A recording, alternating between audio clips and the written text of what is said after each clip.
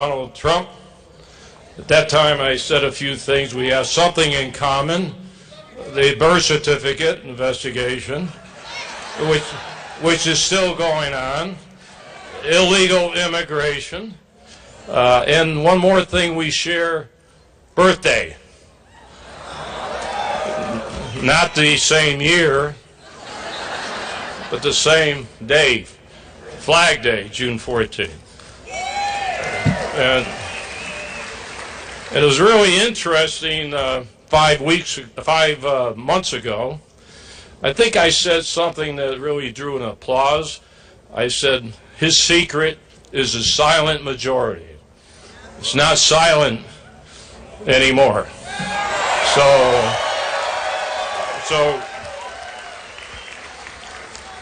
very proud what he's accomplished in the last 5 months.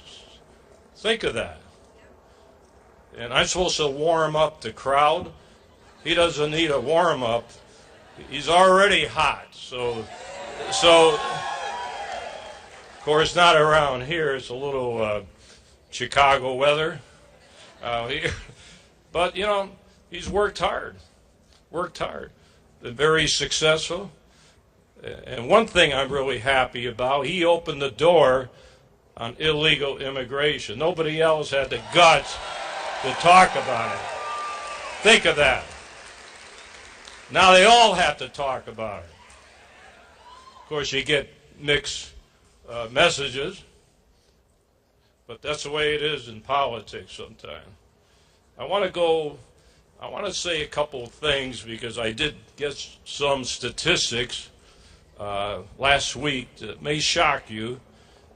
I do run the third largest jail system in the United States.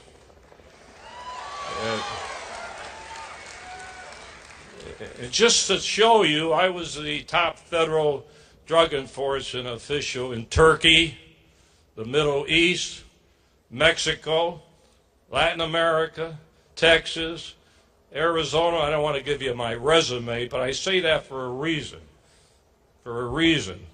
And that's why I really like what Donald Trump is talking about.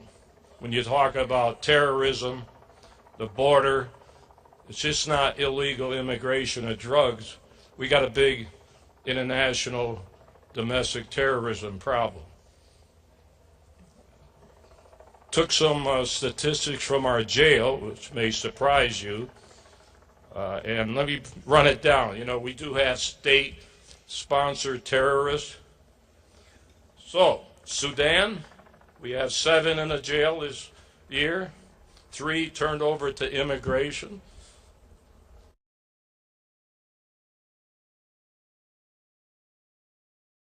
One from Syria, turned over to immigration.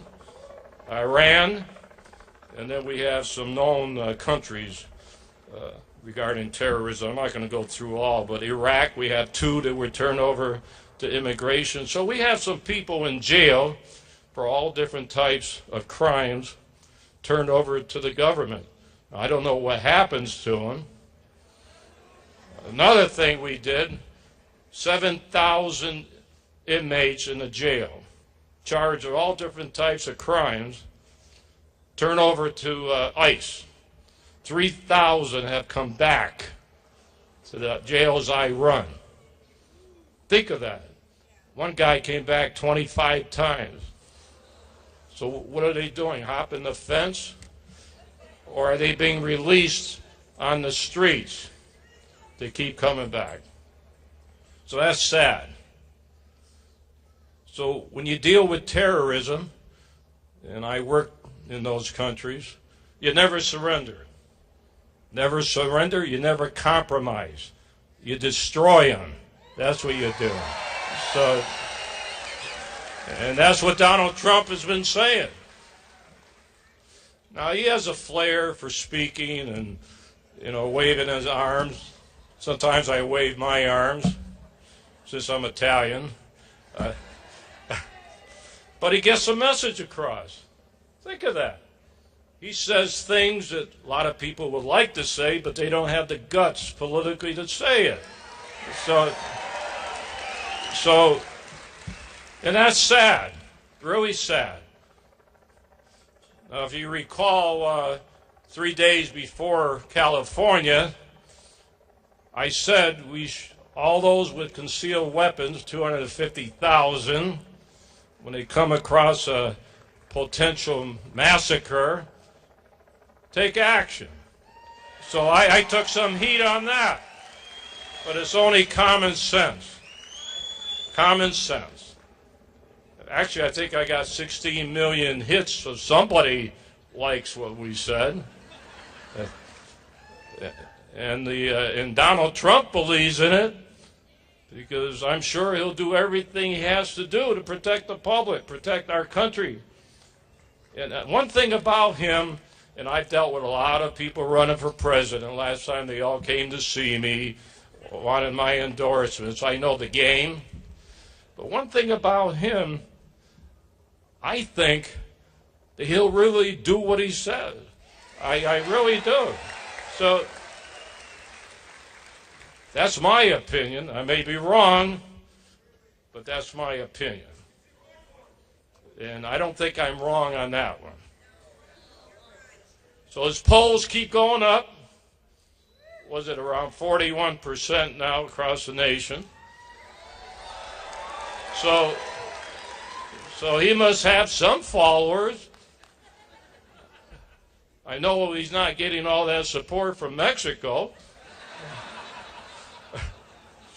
You know, Ramos, the famous, I think they removed him on one of his speeches.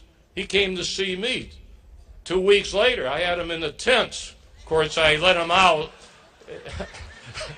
He didn't stay overnight, but I was interviewed by him.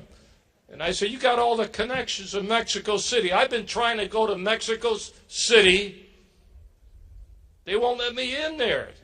I'm talking about the officials. I want to talk to them. Even the U.S. government don't want me to go to Mexico. With all my experience, I thought I could give them some advice. So I asked Jose, you got all these connections in Mexico City. You're always interviewing the president. Can you pave the way for me and Donald Trump to go to Mexico City? Which is great because I get a free airline trip. No. So what is this? I don't know what's going on. So, in closing, thank you. Because you're the patriots, and you got a lot of people that believe me. A lot of people won't say it, but they support Donald Trump. They won't tell you, but when they go to that voting booth, watch out. Hey.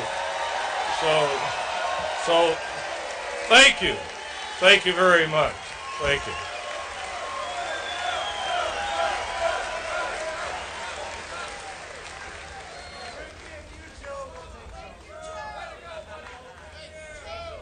Ladies and gentlemen, there is space behind the podium. If you would like to try and go back there and get the opportunity to maybe be greeted by Mr. Trump, if you go to the right side of the venue space, the Arizona flag side, and walk around the back of the podium that way, there's plenty of room in the back, and we'd love to see you get a little closer.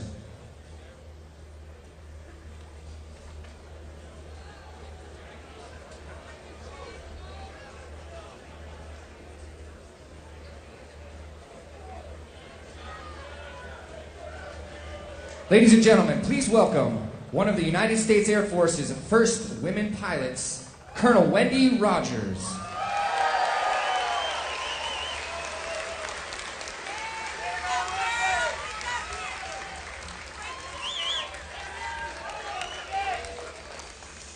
I salute all of you for being here today. I represent Veterans for a Strong America. And we stand together in support of Donald Trump. 35 years ago, here at this airfield, I flew and was privileged to undergo United States Air Force pilot training when it was Williams Air Force Base, right here at this airfield. And who was our president then? Reagan. What an honor to wear the uniform and to fly under a president who knew what it meant to be a wartime president, a warrior who defended our country, who had backbone, who was resolute, who supported our friends and let our enemies know who they were. We need a wartime president again. We need someone who will stand up and honor those of us who wear the uniform. We will go to hell and back. We will salute smartly and do what we're told. But we need a commander-in-chief who understands, who won't apologize, who will stand up for America.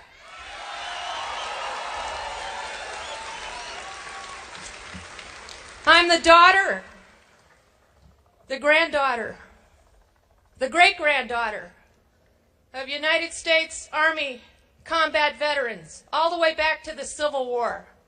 My great-great-grandfather lay on the battlefield, almost to die, and then earned a battlefield commission. And I remember a quote that Lincoln said to his journalists when asked about Ulysses S. Grant. And he said, "I can't spare him because he fights. We need a man who will fight for us as well." And then fast forward to my own father, who graduated on D-Day from West Point and fought under General George Patton and General Patton's Third Army in the Battle of the Bulge. And to me, this is Donald Trump, because this is what George Patton said. "We herd sheep. We drive cattle.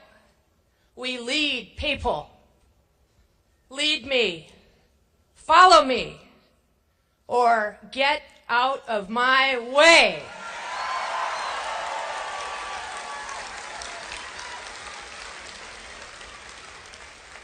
Let's make sure that we stop the era of a feckless, reckless, aimless, rudderless commander-in-chief.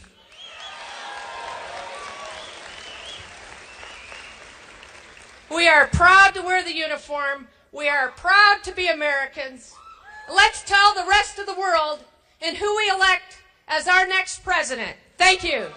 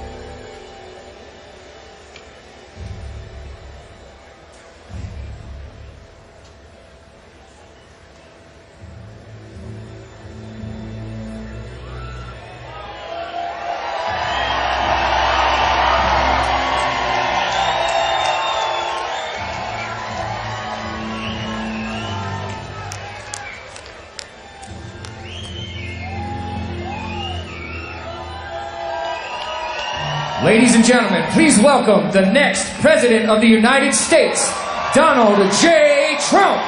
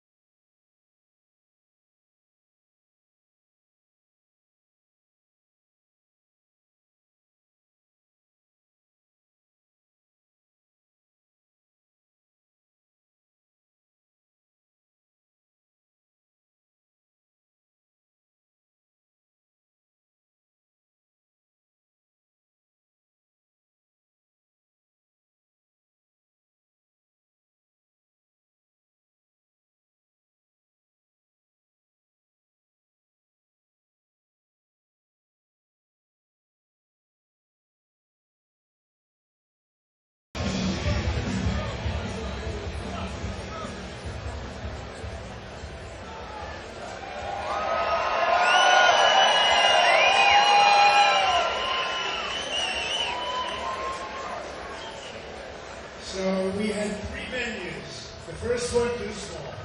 The second one too small. The third one too small. We said, does anybody have an airplane hangar? This is what happened. This is amazing. So I'm going to do a little thing with the great Bill O'Reilly, who's right now checking his makeup. And we'll be finishing in a little while. It won't be like 10 minutes. It'll be on tonight. And then we're going to talk as long as you want to talk. Okay? Have some fun. Thank you very much. Thank you very much. Don't believe any of these people. They're very dishonest. Did everybody see the debate last night? How good was it? So they did polls, 11 polls. Out of the 11 polls, Trump won all 11 polls. Right here. Be very careful because they'll say, oh, it was only 10. But Yeah, 11 palms. That's good. So we're going to be with you in a couple of minutes, folks, okay? Thank you. We love you. Believe me, we love you.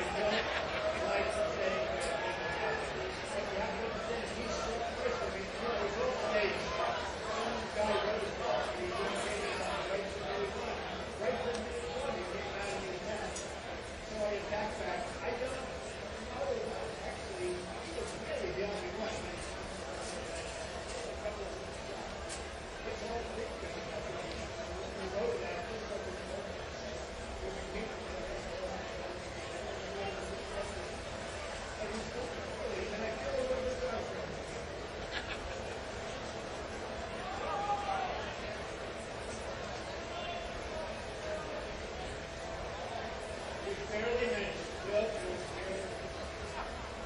barely mentioned.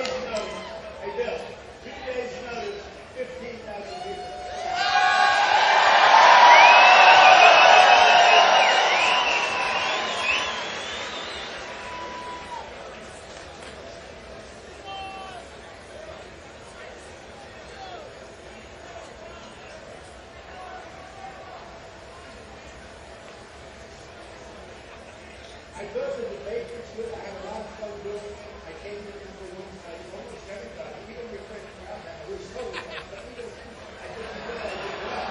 But I will tell you this. I thought it was really interesting. Every question's like, well, Donald Trump said this. How do you respond to Trump? And if you look at that first debate, this poor Lindsey Graham, he's got zero.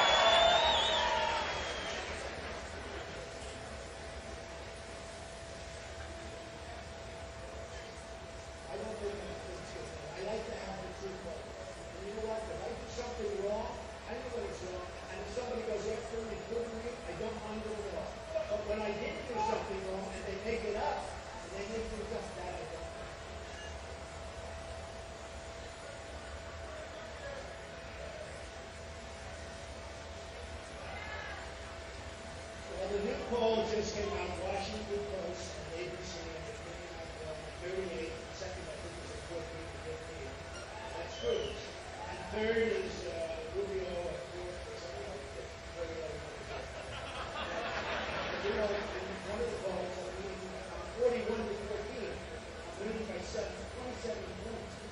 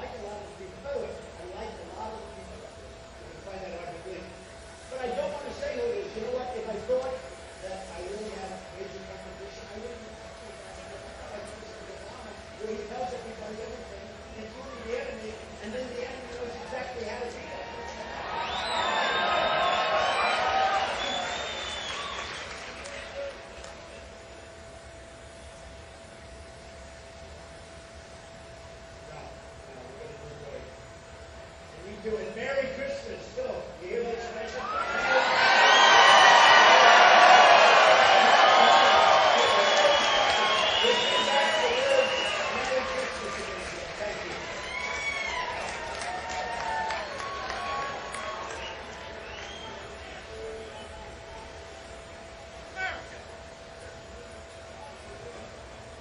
Okay, but that was great. That was a lot of fun. Have a good Christmas.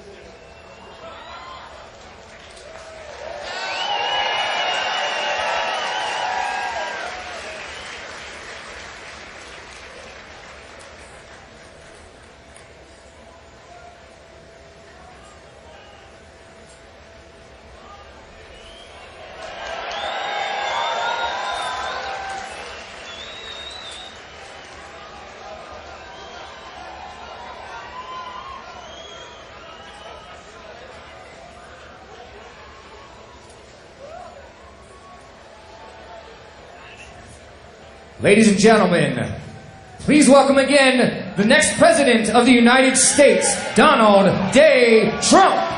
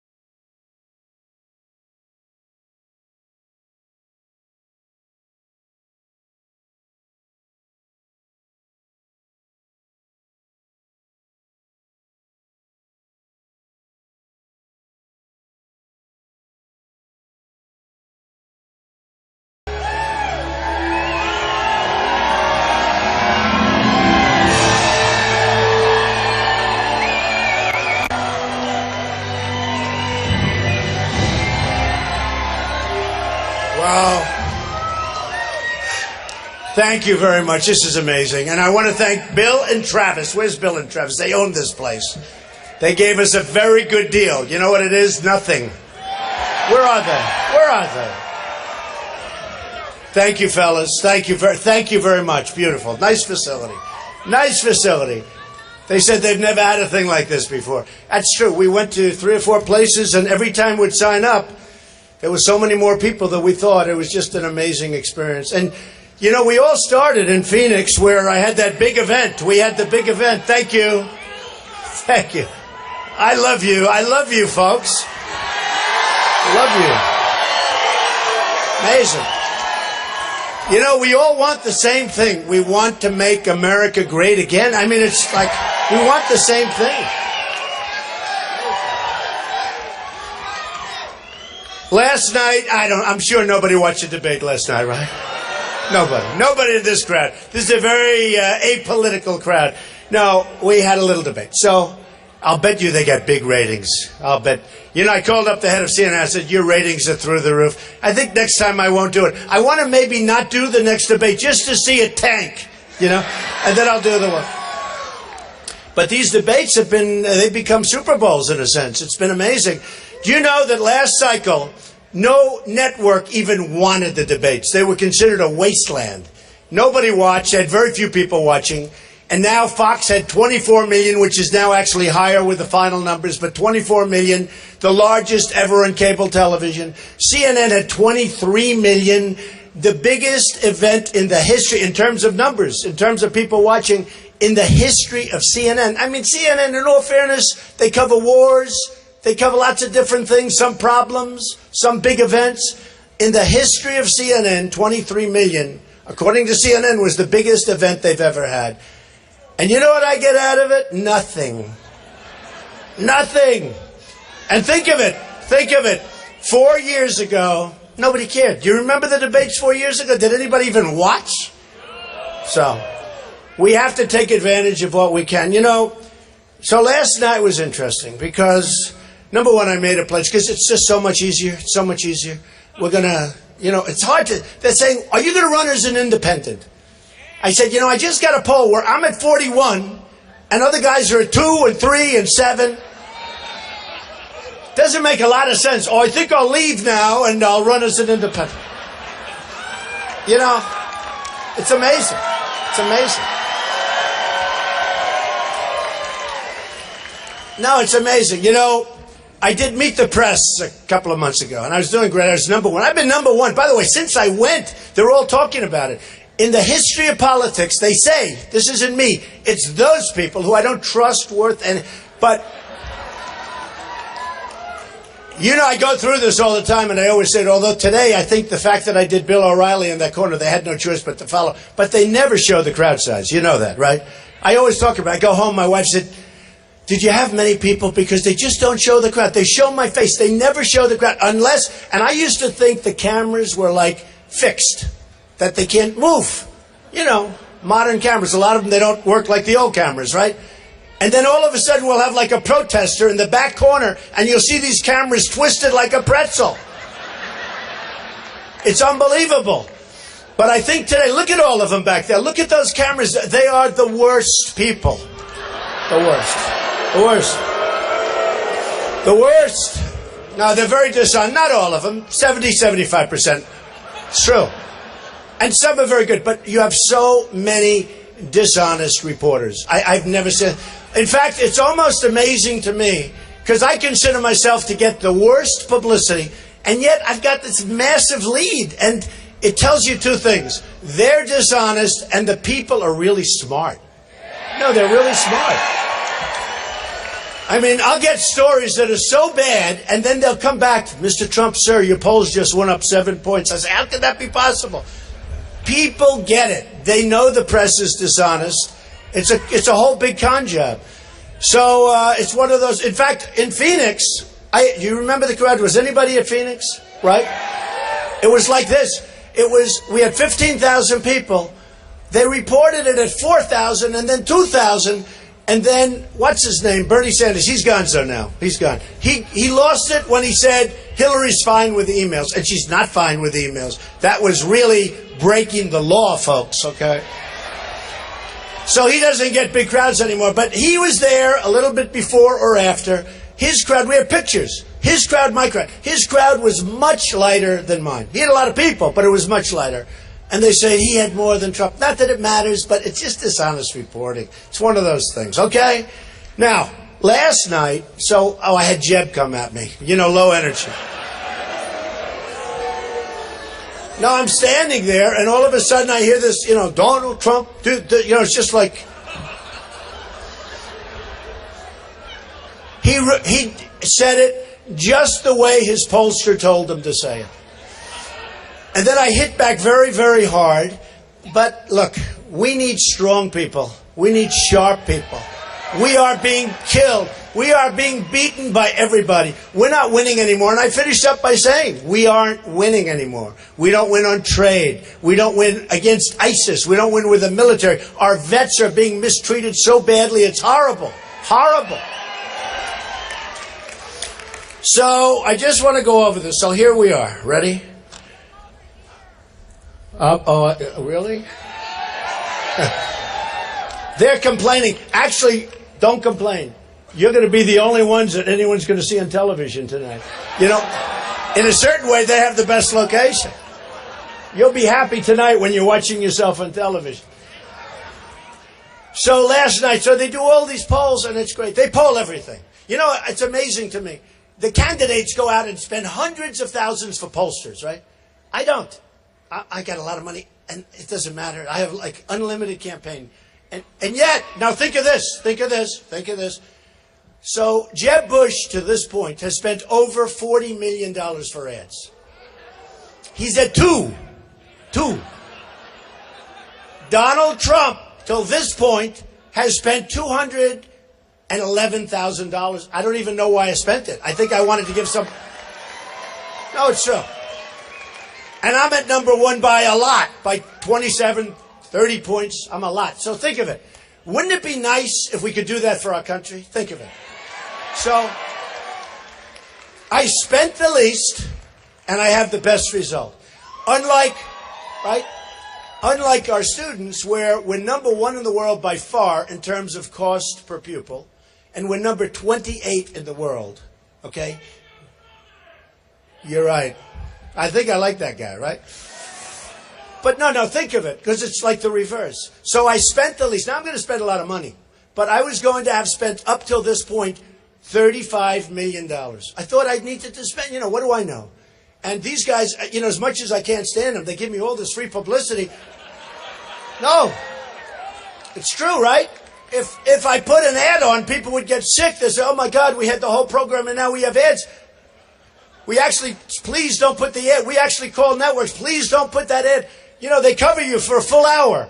And then every 12 minutes they have an ad for Trump. No, it doesn't work.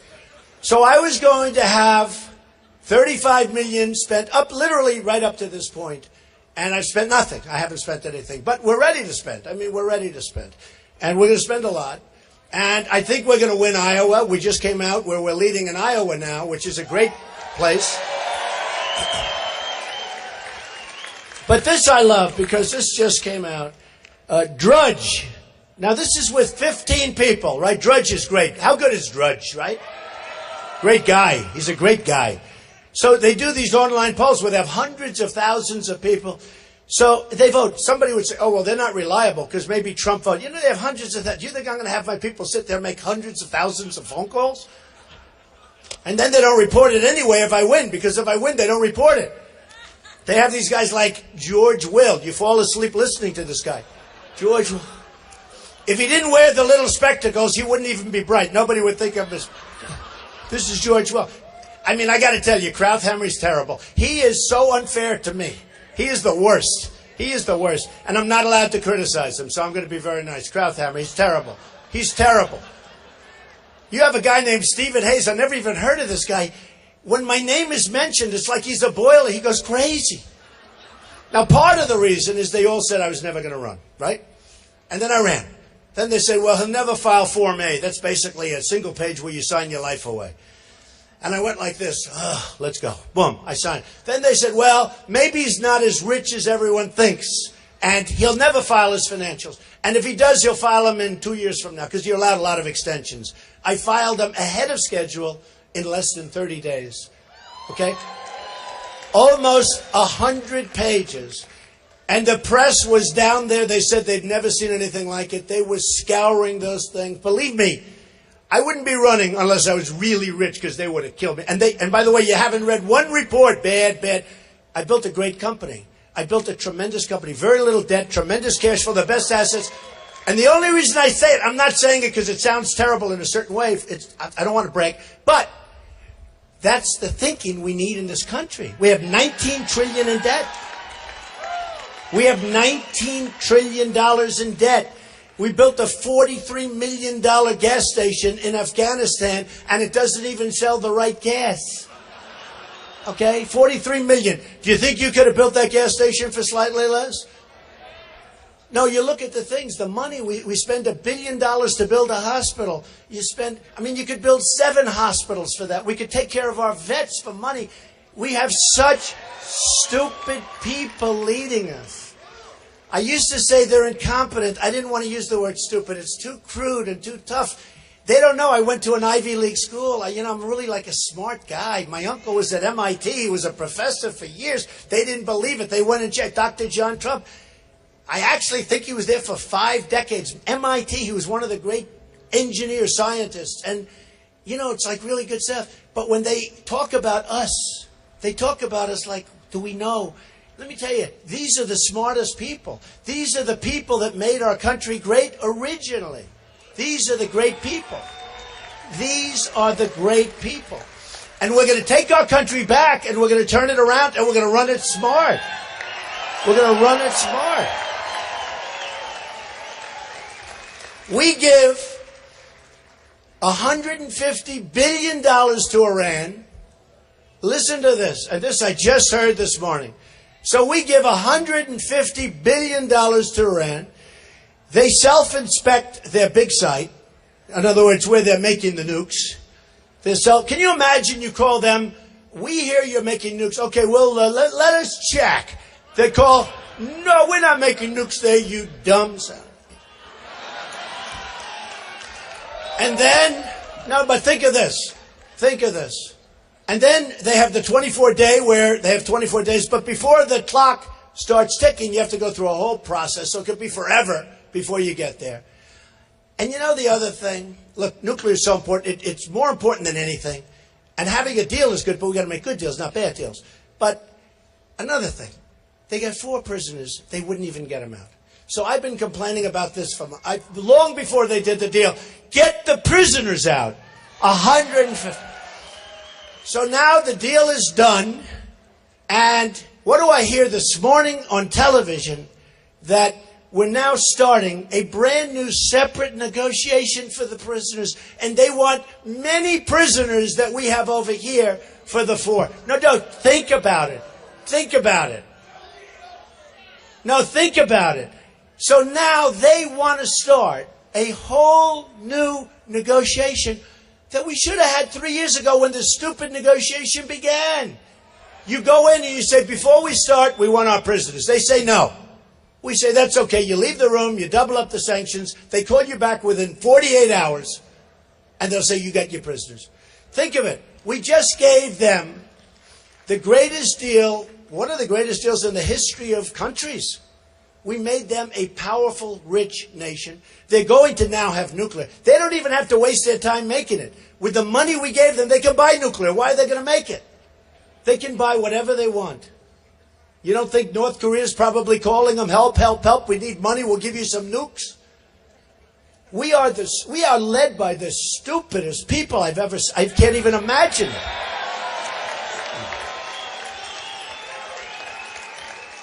So now, here's the thing, and I can't even watch it. I can't even listen to it. So now they want to do a new negotiation for the prisoners. And all we had to do is say, we want our prisoners back. And you would have had them, and they want a lot. And one of the guys said from Iran, we want a lot. Oh, great. Great. It drives all of us. That's why we're here. You know, they used to talk about the silent majority. We're not silent anymore, folks. We're not silent. And Hillary Clinton is a disaster. She's going to be beaten. She's a disaster. Don't forget, her and Obama helped get us into this mess with the migration. Her with, let's go into Libya, let's go here. She doesn't know what the hell she's doing. She wakes up in the morning. I will not say that she puts on her pantsuit because that's what she does. I'm not going to say it. I'm not saying it. I will not say that. She wakes up in the morning, she goes out, she'll go to New Hampshire, Iowa, one day a week or something. Do you ever notice? She'll do something totally staged. She'll pick 4 people. She's always sitting around a little plastic table. There's like 4 people, nice people. I mean, they're hand-picked. Out of 1,000 people, they pick the 4 nicest. They ask her these really innocent questions. And then she leaves and she goes back to sleep for a week. It's incredible. And I'm telling you, I'll tell you what, and the Fox poll just came out, and the Fox poll was very strong, that I beat her easily. I beat her easily. And honestly, I mean, look what I did to Bush. I haven't even started on Hillary. I haven't even started. Poor Bush. I hear now he's doing another commercial. He does commercials. You're spending all this money doing negative commercials on me. He's doing a commercial where he uses what he said last night, but he doesn't put what I said to him. And what it is, and it's a big problem in terms of running for office, because, you know, these super PACs are a scam. They're a scam. They're a horrible thing. They're totally corrupt. One of the super PACs, it was written about last week in the Los Angeles Times, they raised $6 million. By the time all of these guys took their cut, they ended up with $140,000 left for their campaign. That's better than being a real estate broker, right? Right? So we have so many things we can do. And I'll tell you, the thing I really look forward to doing, some of the people on the stage I really like. You saw last night that Ted Cruz was very nice to me, and I was nice to him. Actually, most of the people were nice to me last night. I mean, it was pretty good. You know, I went in there saying, boy, this is going to be a tough evening, because I heard all of them were going to come at me, right? 14 of them were going to be coming at me. I was prepared, but I said, this could be unpleasant in front of, you know, millions of people. And out of the 14, you know, Jeb and I guess Rand Paul, who doesn't have a chance. I mean, what's he doing? By the way, what is Rand Paul doing? You know, whether you like his politics or not, his father had a certain spark, right? You know, there was a little spark on there. Rand doesn't have that spark. Rand doesn't have that spark. And I love Kentucky. It's one of the great places, but I don't get it. You know, how does this guy get reelected in Kentucky? I don't get it. I don't know. Is he going to be primaried? Is somebody going to run against him? Because we do want a Republican, but is he going to be primaried or something? But he's a nasty guy. But the father had a spark, and he had something special. Like they say I have. No, I'm only kidding. But he had something special. Rand doesn't have it. So other than those two, I mean, it was really even Kasich was very nice to me last night. I was very surprised. He's gotten beaten up pretty badly. He said, you know what? It's easier to be nice to Trump, right? It's easier, less costly. But he was nice, so we had a good time. So anyway, Drudge, 46%. Now that's out of 15 people. So that means I got 46%. Time magazine, believe me, I don't control Time. I was on their cover 4 or 5 weeks ago. They should have picked me for the person of the year, but they didn't. No, they should. Now you know what, that's not coming from me. They have these panels, and virtually, and I said, I'm never going to get it because I'm not establishment. But every panel that I saw on television when Time was, because, you know, it's sort of cool, even though the magazine's going down the tubes. It's a cool thing. Most magazines are going down, in all fairness to them. It's great, isn't it, to watch these guys go down the tubes? Isn't it great? I love it. But you know what? Time magazine, so they'd have these panels, and they'd have 5 people around, you know, all the political panels. And almost everybody, even my enemies, said, no, Trump will get it, because he's done something that's never been done before. This has never been done before, folks. And we're really doing something. It's really a movement. What we're doing is a movement. So they said Trump's going to win, and I said I won't. I told my wife, I said, they'll never do it. It's just like The Apprentice. For the first 3 seasons, I should have gotten the Emmy for The Apprentice. Got the #1, got tremendous ratings. It was the hottest thing. And they picked these shows that were establishment. Amazing Race. You fall asleep watching it.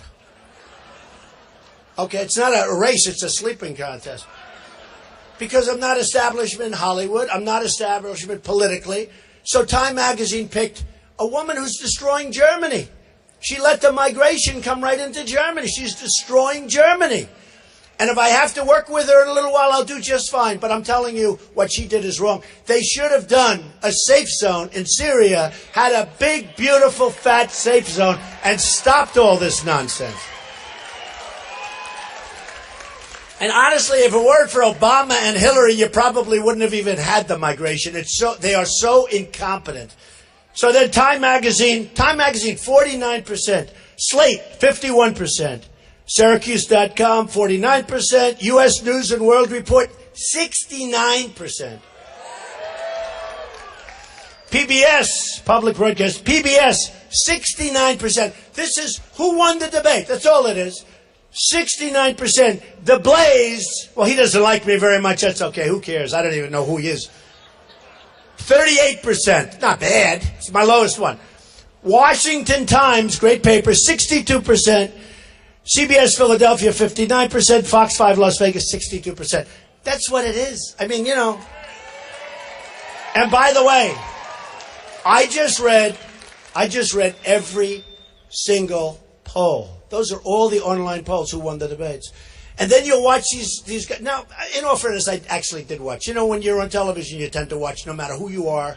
Hey, I want to watch myself. But I went home and I went. And I must say, for the most part, even the haters, they said he did well. 1 or 2 said, well, I didn't think he had a particularly great night. These people are brutal. But who cares? So one of the reasons we've done so well here is because we are going to stop illegal immigration. We have to. We have to. And if we don't stop it, we don't have a country, folks. We don't have a country. We don't have a country. And, you know, I have as big a heart as anybody here. I have as big a heart as anybody. It's like with the migration. Help them. Let's do something. But we can't let them come over, almost more importantly than anybody. Did you see yesterday the big story about the cell phones and what's on? They have ISIS flags and all sorts of beheadings and crimes on pictures on their cell phones. First of all, why are people in a migration having cell phones? That was the first question. It's sort of strange. I mean, who's paying for those cell phones? Where are they coming from? Who are they calling? These are people. Can you imagine Many, many, many cell phones. Why? Where do they get cell phones? Who pays their monthly bill? What do? Don't they get billed by the phone company or something? How? I asked that. A friend of mine said, they have flags. And he was talking all about the ISIS flags. And also the beheadings on the phones, everything. But I said something different. I said, how come they have cell phones? And he said, wow, I never thought of that. You're right. How come they have cell phones? So we're not letting them come in. And if they are here when I get here, they're all going back. They have to. They have to. They have to. They're going back. So we're going to build a wall, and Mexico is going to pay for the wall. They're going to pay for it.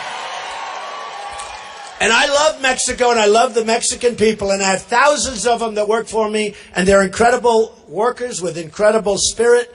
And they love me. And I'll tell you what, in the state of Nevada, they recently did a poll, and I'm leading with the Hispanics. And everyone's saying, that's because I'm going to produce jobs. I'm going to take our jobs back from China and Japan and Mexico and all these other places. And you know what? The Hispanics that are here legally and that went through a process, those people they're for me because they don't want their jobs taken. They don't want their house taken. They don't want to be overrun by people pouring across the borders. And one of the first thing I do, probably the first thing I do is the good thing about an executive order. What's the good thing? I can walk in, sign, and that's the end of it. I don't have to go through Congress. Obama never goes through Congress anymore. He does. Isn't it incredible? So I'm a Republican, but I'm so disappointed in the Republicans. When we got majority, didn't you think it would be different? It's the same thing. It's the same. I tell the story. Some guy or woman gets elected. They go through hell. We're going to stop Obamacare. We're going to repeal it. And I am going to do that. By the way, it's going to be dead. No. We don't have to worry too much. It's going to die in 17, unless the Republicans work out a rescue plan, which they'll probably do if I'm not there, I will tell you. Obamacare is dead in 17. The wrong people are signing up. It's all messed up. Doctors are leaving. I have a friend. He's a doctor. He's a young guy. He's leaving the profession. He said, I have more accountants than I have nurses.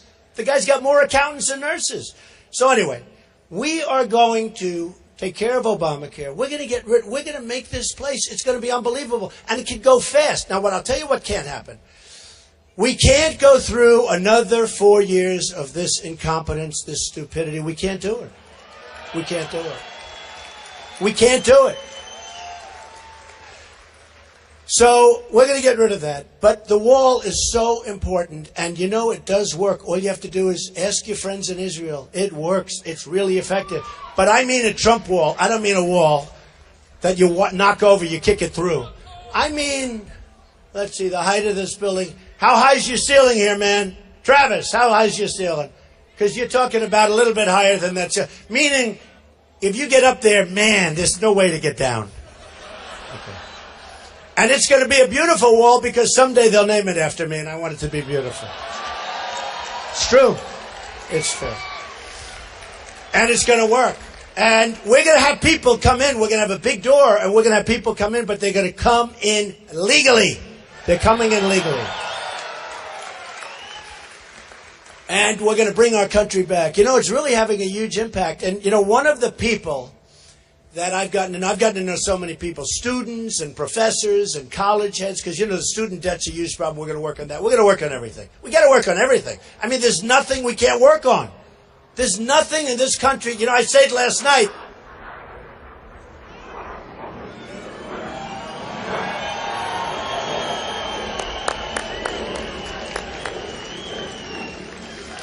I tell you what, I wouldn't want to be the enemy and have one of those suckers coming at me. We just don't know how to use it. The whole thing is different. But one of the people that I've gotten to know, who's one of the great, great people, the illegal immigration has caused tremendous crime, has caused tremendous death.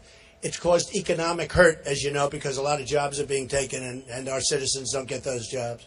And again, we're going to have people come in. And we're going to have, if there are some areas like the grape areas, I know a lot of the folks up there, and they say if we can't get, we'll do some visa program where we get people up. We're not going to hurt industry. We don't want to hurt business or anything. So we'll get the people in. If our people don't want to take the jobs, and I understand that. You know, there's people that don't want certain jobs, and I get it. But we're going to get the people in. We're going to make this country so dynamic. My tax plan, I'm cutting the hell out of taxes for the middle class and for businesses. Corporations are going to bring the trillions of dollars that are outside of the country. They're going to bring it in. They're going to use it here. But one of the people I got to know, and he's a friend of mine, and he had a horrible thing happen. His son, Jamil Shaw, you may have seen him. He's just been amazing. And whenever he's around, I say, do me a favor, say a few words. He'll explain what happened with an illegal immigrant who killed his son viciously and violently. And he's become a friend of mine, and he's a great guy, and he's here with us. And let me bring him up. Jamil, come on up.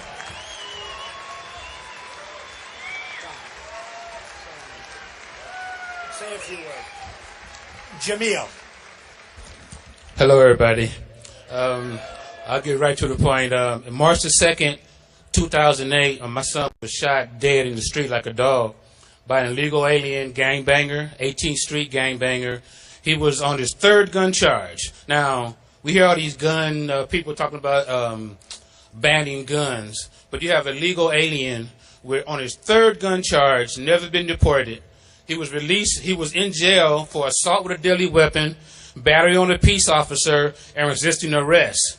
Okay, they only gave him 8 months in the county jail for that. And then they let him out 4 months early.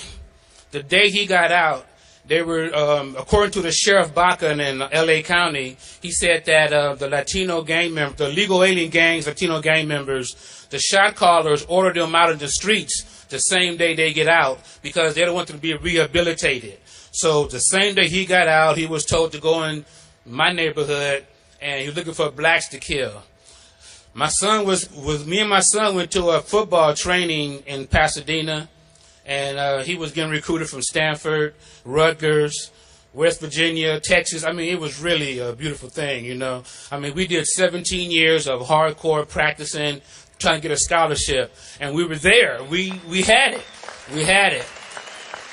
And that day we came home from the training. He asked me to go to the mall, like all our kids do. They want to go to the mall, hang out with their friends.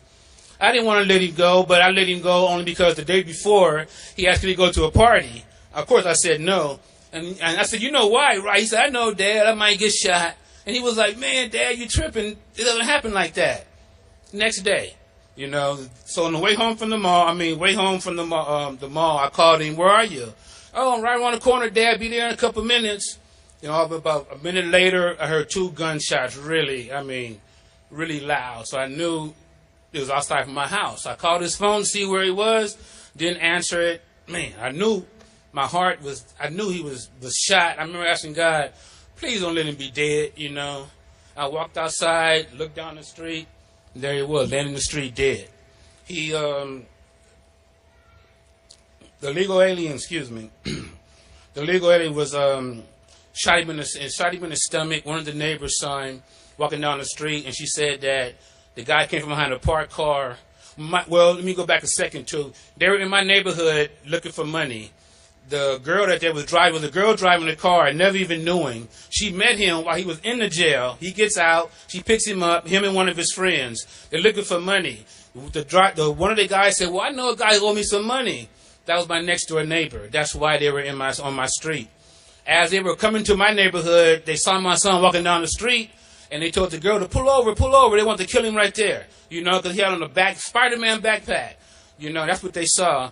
And she said, no, I'm not going to do that. She kept going, parked right in front of my house. Now, they didn't know that's where he was coming. So he went to the neighbor's house, knocked on his door, and on the way back to his car, saw my son coming. He went, put a hood over his head, ran down the street. One of the neighbors said that he pulled the gun out and shot him in the stomach while he was laying on the ground, according to the coroner, with a .45 in his stomach. You can imagine. 17-year-old kid with a .45 blast in his stomach. That's bad. He was laying on his back, the coroner said, with his hands up, and the guy shot him through his hand into his head and killed him. It was vicious. I heard the gunshots. Of course, I ran outside and Couldn't believe it. Even today, I couldn't believe it. I remember telling him, man, I told you, just people are crazy out there. I had just told him the day before. And, you know, our kids don't believe that, you know. And that's why we need Donald Trump. Because Donald Trump is going to make it safe again, you know. Donald Trump is going to make it safe for your kids. My son is dead. I can't fix that. I wish I could. But I have another son, 17 years old. He was 8 at the time. Now he's 17. I told him the other day, man, you know you're older than your brother now. You know, and it's really sad. And Trump is the only person that reached out to me out of all the politicians, all the black politicians in L.A. Nobody cares. It's all about illegal aliens. That's all they care about. They don't care about us as Americans. Trump wants to make America first. Okay? We need that.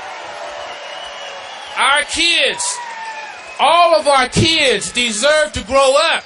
This is our time to live on the earth. Why do we have to be under this oppression from illegal aliens and they're getting the American dream and we're getting the American nightmare? You know, it's not fair, and the only way we can fix it is with Donald Trump.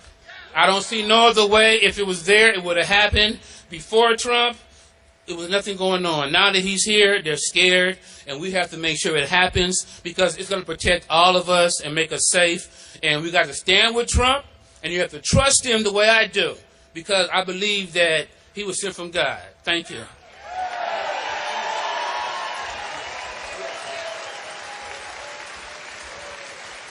He's amazing. He's amazing. His son, so many colleges wanted his son. He was a good student and he was a great football player. And Jamil broke his hand hitting it on the concrete. He was so upset. And so, you know, you can imagine. He was just a very amazing guy and with an amazing family. He brought some of the members of his family over, his sister and his mother. And it's just, we gave him a ride in that plane. I said, have you ridden in one like that? He said, not yet. But I said, you can ride in it whenever you want. But he is a special man, believe me. We got to take care of our people. We got to take care of our people. So we're going to straighten things out. We're going to take trade back from China. We're going to make money now. Last year, we had a trade deficit of over $500 billion with China. And then we honor China. And we have nothing but problems. They don't do anything with us in North Korea. They have total control over North Korea. North Korea is, you know, we're talking about Iran. Iran, they'll have nukes. Don't worry about it. If I'm president, they won't have nukes. I promise you that. Doesn't matter what the agreement said. I may have to violate that agreement slightly. You don't mind, do you? They will have nukes unless I'm there. But China, we have tremendous power over China, but we don't know that because we have people that have no business ability. All you have to do is look at the Iran deal where we give them the $150 billion and all of those things. That's right, the art of the deal. The art of the deal. The man. It's my man over there. Good. I'll try signing that for you. Thank you. But we have to do something. We have to use our heads. So we have $500 billion a year in trade deficit. China. We have way over 75 billion with a B dollars a year trade deficit with Japan. With Mexico, the number is enormous. That's why these politicians, they get up the other day and they said, Mexico will never build the wall. Of course they will. They're making a fortune. The wall's peanuts compared to what they're making. But you have to know they have no business ability whatsoever. And I like them. They have no business ability whatsoever. And some, like Jeb Bush and others, they're not strong enough. They don't have the power. They don't have whatever it takes. They don't have it. And you know what? I don't want to be a nasty guy, but I don't care anymore. We have to get the right people in. I don't care. I don't care anymore. We can't have a continuation of this stupidity, of this incompetence. We can't do it where we have Carolyn Kennedy negotiating trade pacts with Japan. I want Carl Icahn. I want the killers of Wall Street to do it, and they all want to do it. They don't want anything. They want to do it. Their ego makes them want to do it. Some of them actually love the country. And you know what? Some of them are not nice people. Who cares? Who cares? So we're going to take back trade. We're going to take back jobs. You know, we have lost so much. If you look at Everybody beats us, but China has really done, and I've been talking about this for 10 years. We're going to take back trade. We're going to take back jobs. And you know what? China's going to like us better than before. And people say, what are we going to do? Because I get along with people. Believe it or not. In fact, they say, you get along with Democrats. That's terrible. I said, I'm a world-class business guy. I have to get along with everybody. I get along with everybody. That's my job. But now I'm running against somebody that's really shouldn't even be allowed to run. She shouldn't be allowed to run. There's no reason that she's able. How is she able to run when Petraeus, his life was destroyed, and he did 5% what she did? How is she able to run? Don't worry, we'll be going into it. We'll be going into it. But we're going to bring our jobs back. We're going to bring trade. We're going to make trade. A friend of mine, I tell this story all the time, he's an excavator. He digs big foundations and structures. He digs, he's a tremendous excavator. And he buys a lot of equipment. And he always bought Caterpillar. By the way, look what's happened to that stock. And I was telling this story a year ago, so I predicted it. Just like I wrote about Osama bin Laden in my book, The America We Deserve. I wrote about Osama bin Laden in the year 2000 before the World Trade Center got knocked down. That's pretty good, right? But he's an excavator. And he sees me and he's very disappointed. I said, what's wrong? He said, I just ordered a tremendous amount of equipment from Japan. It's named Komatsu. I said, how is it? He said, it's good. It's not as good as Caterpillar, but it's very good. But they cut the yen. They manipulated their currency. I couldn't do anything else. I owed it to myself and my family. I couldn't do anything else about it. And that's what's happening. And I see it. And look at Caterpillar stock. I saw this 2 years ago. Look what's happening to our companies are being decimated by currency manipulation. And we have politicians that don't even know what the words mean. We have a politician that won't even talk about radical Islamic terrorism. He will not issue the term. And how do you solve a problem if you don't want to even talk about it? And I've had friends of mine that are Muslims. I have great relationships with Muslims. I have partnerships with Muslims. And they called me up the other day. They said, not all of them, but they called me up, some very prominent. And they said, you have done a tremendous service. And all I'm doing is, we have to figure out, folks, what the hell is going on. We have some really bad stuff happening. And they called me up and they said, Donald, you've done us a service. You really have done a great service. And I was surprised to hear him say it. But they know much more than we do that they have a problem. And we've got to solve the problem. But you can't solve the problem if you put yourself in a corner and don't want to discuss it. You can't do it. So we're going to solve a lot of problems. We're going to take that trade back. We're going to be tremendous. You know, Ford is building a tremendous plant in Mexico, right? We don't get anything. They're closing plants in Michigan. What are we doing? How does that benefit us? They're going to build in Mexico. Then Mexico's going to make cars, trucks, and parts. And they're going to send them into us. No tax, no nothing. We're like the stupid people. Not going to happen. Nabisco is moving a big factory from Chicago to Mexico. I'm never eating Oreos again. I'm telling you. I'm never eating them again. I'm not eating them again. That kind of stuff is not, we're just not going to let them compete. But damn it, if they're going to do that and we're going to close up jobs and factories, they're going to pay tax when they send that stuff back into the United States. They're going to pay tax because it's unfair.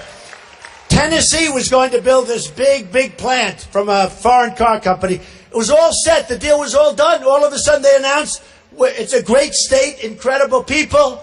I mean, I have rallies in Tennessee. You wouldn't believe it. All of a sudden they announced it's going to Mexico. It's not going to Tennessee. We're not going to let that crap happen. We're not letting it happen. All right? We want jobs.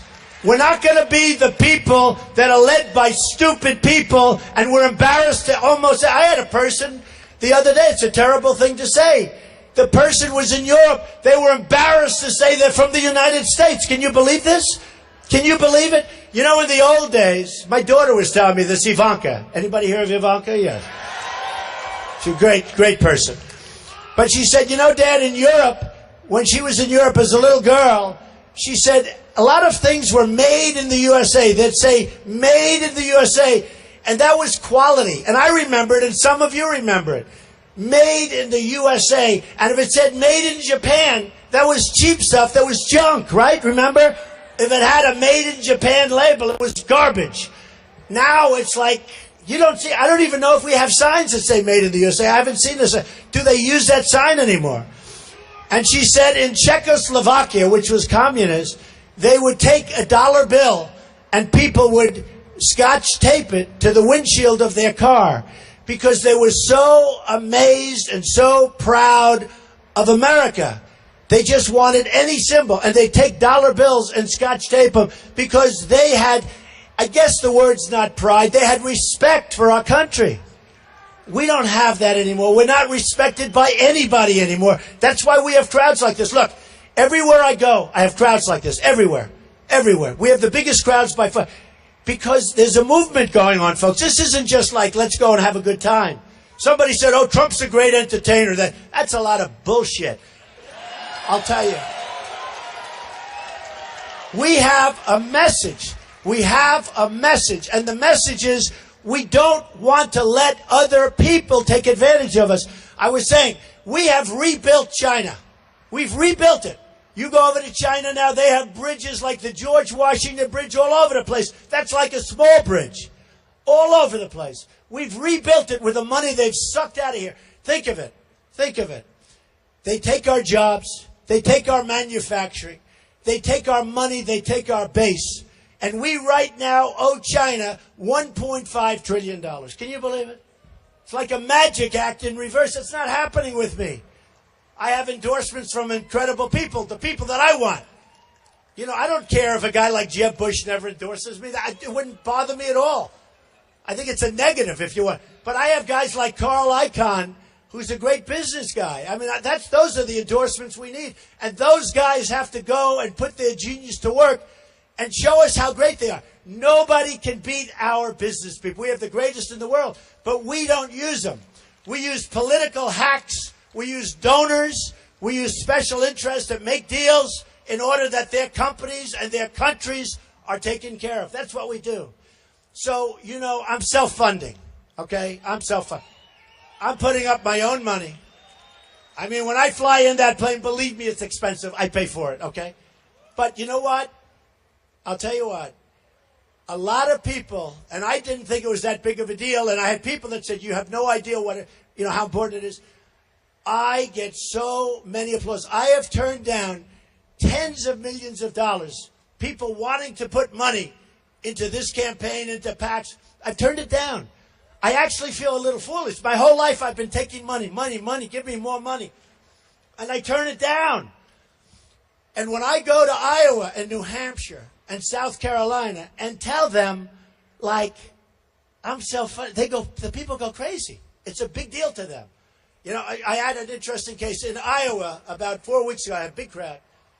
I said, let me tell you, I feel very guilty turning down all this money. Supposing I took it, and I swear to you, I will not be guided by the people that gave it. They all stood up and started booing me. They didn't want it. And they're right. They're right.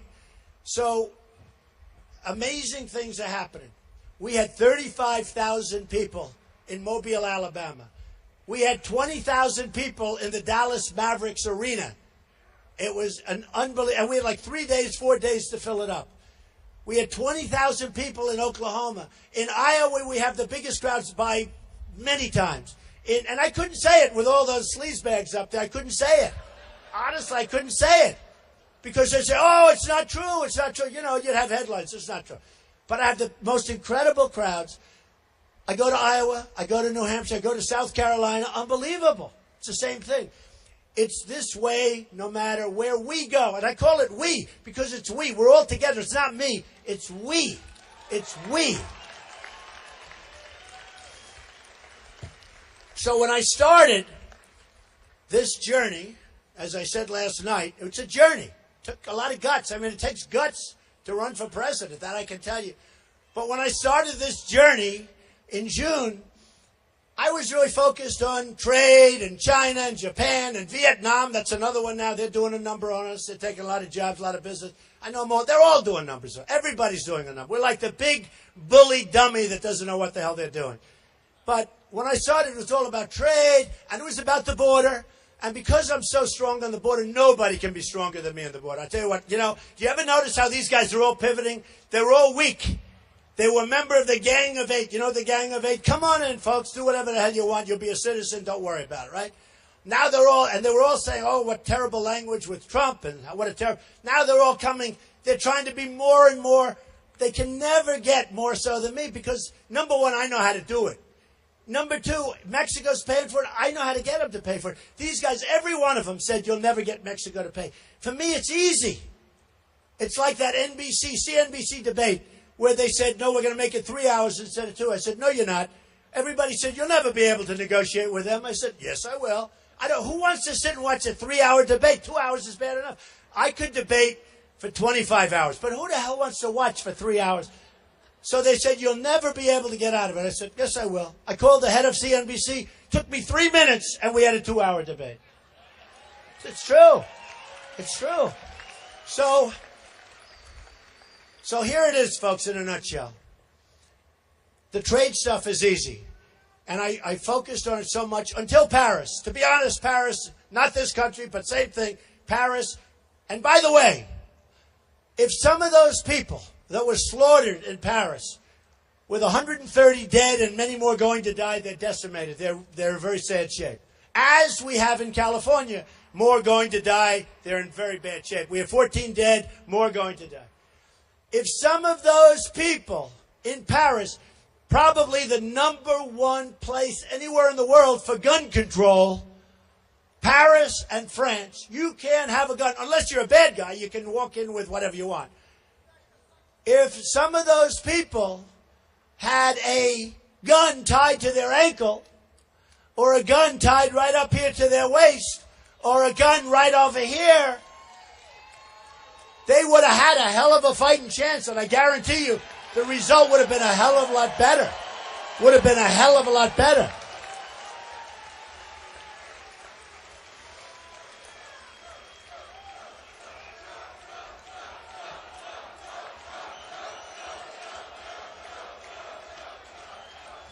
I mean, it's incredible. You talk to some people, especially me. I come from liberal New York City. Everything's Democrat inside. And they said, oh, gun control. But I said, supposing, and I'm talking with very smart people, very successful people, but they're, for gun control. And I'm the exact opposite. I think they're so great. So you debate them. And you just bring up those examples. And they know they can't win the debate, but you don't change their mind. You don't change their mind. Second Amendment has to be preserved and strengthened, but it has to be preserved. We cannot let them take that away from us. And believe me, there's a movement to take it away, and now their new movement is bullets. They want to take bullets away. If I become president, believe me, you can relax. Nothing's going to be happening, okay? Nothing's going to be happening. Just quickly, Common Core, we have to bring our education back locally. We'll save a fortune. We want the parents like you and you and you. I see it. I see it in your eyes. We want the local people to take care of their kids' education as opposed to bureaucrats in Washington. When I see guys like Bush and others that are for Common Core, it's just a way of taking care of your friends. What that is bureaucratic nightmares. They have people couldn't care less about your children. I mean, maybe some of them do, but a lot of them really just care about how much money they're going to make a month or a week. And we're bringing education back locally. I told you before, we're number 28, and we spend more per pupil by far. Number second isn't even close. So obviously it's not working. So we have a lousy educational system. We're going to change it. We're going to bring it local, and it's going to be great. And it's going to take place like immediately. It'll go quickly. It'll go quickly. So it's so important. So just in finishing this, we're bringing back our jobs. I can do that so easy. It's changed a little bit since Paris and since California, where a lot of the polls that came out, they say Trump is number one on security. Trump is number one on terrorism. And you know what? By far, it's like, you see the numbers. I get these massive numbers on terrorism. Like, everybody wants Trump for the protection because they know I know what the hell I'm doing. And it's not political, and it's not politically correct, but it's really correct. It's going to save everybody's life. I had a thing last night. I talked about the internet. So ISIS is using our internet much better than our people, right? Even though we invented the internet. ISIS is using it. So last night, I said, I want to infiltrate the internet, but people said, oh, that's freedom of speech. You can't do that. This one, that one. We need security. I said, wait a minute. This is ISIS. They want to kill you. Well, we don't know about... Where are these people coming from? Where do they come from? They are using the internet so brilliantly. The good news is we have people in Silicon Valley that are far better than they are. We have to get them involved. We have to get them engaged. Whether we knock the hell out of their internet system in the ISIS territories, which, by the way, are getting larger by the day. How long have I been saying, bomb the hell out of their oil, right? Right? 3 years. And I said, when we leave, take the oil. I don't want to just bomb it. I want to take it. And I wanted to give it to our wounded warriors and our vets and the families of people that were killed. So, we're going to make our military so strong and so powerful that nobody's going to mess with us, and we'll never have to use it. It's going to be cheap. We'll never have to use it. Don't forget, I was against the war in Iraq, and you see that. They go back to 2003 because I said you're going to totally destabilize the Middle East. I was against it. We're going to make our military so strong. We're going to take care of our vets. We're going to take care of them. They're treated horribly, and it's never been worse. Hillary, 3 weeks ago, said, actually, the vets are treated very well. Then she had to recant her statement. No, but is that true? 3 weeks ago. We are going to take care of our great veterans better than ever, and we put in a plan, and everybody loves it. We're taking care of our vets. We're getting rid of Obamacare. We're going to come up with something that's great. And I will tell you, I just hope you go out and vote because, you know, we have a little structural problem where the Republicans have a disadvantage at an election. So unless it's going to be a movement type of event like I think is happening, where we can actually run we can run the table on them. But unless it's going to be something like I see happening, I mean, look at you in the middle of a day. You don't want to be, you're sitting in a hangar with thousands and thousands of people. Something is going on, and it's beautiful to see. Ladies and gentlemen, we're going to make America great again, better than ever before. I love you. I love you. Thank you. Thank you. Thank you.